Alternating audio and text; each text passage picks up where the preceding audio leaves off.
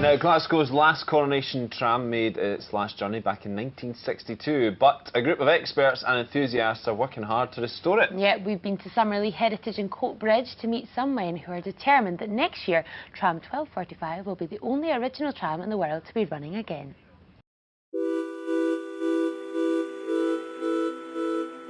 I've heard some people criticising Glasgow for getting rid of the trams. Well, of course, we're all very sorry about it, but we shouldn't delude ourselves. The tram is finished.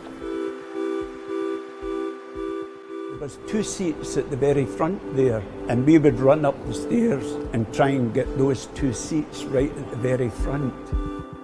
I come from Coatbridge, and she ran through Coatbridge, and I went to school on them when I was a kid. Summerlee Transport Group was founded in 1998 with the purpose of maintaining and running the fleet of tramcars at the Heritage Park.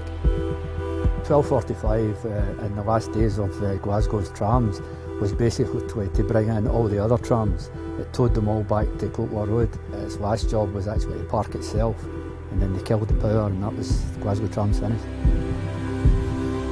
The special sort of features with this particular tram is the fact that it was the iconic tram that everybody remembers. It's the one that everybody went to work on, went to the dancing on, had their first dates on, all that kind of thing. There was a little pull-down seat here where the driver used to sit. Underneath his seat was a dead man switch, which had 600 volts DC. When this guy came on duty with a sopping wet coat and he sat in that seat, it was the equivalent of the electric chair he was sitting on. Well, the intentions for 1245 are basically to have her up and running by 2019 on the track here at Summerlee, and she will be the only one in the world at that point running. We weren't really trying to reinvent the wheel. Basically all we're doing is repairing what was already there.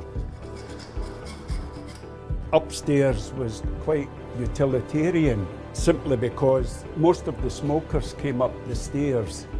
The match strikers are all over the wall for striking your matches. It could get pretty smelly and smoky up here.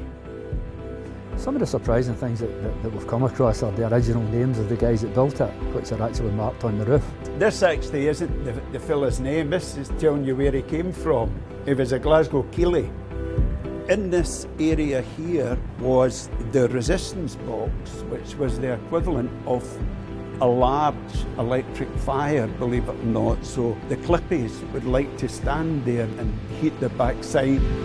In the event of someone falling in front of the tram, they would hit this forward part, which then would drop the catcher down and save you from ending up under the wheels. There are 4 left. There's one at Glasgow, there's one at the National Tram Museum in Christchurch, and there's one in America. This one will be the only one running. People who come and visit here will say, will we ever see it running? There is a lot of interest in this tram. It's certainly now in Edinburgh and Manchester and other cities, the trams are making a comeback. This could have been any project for us, but it just happened to be a Glasgow tram.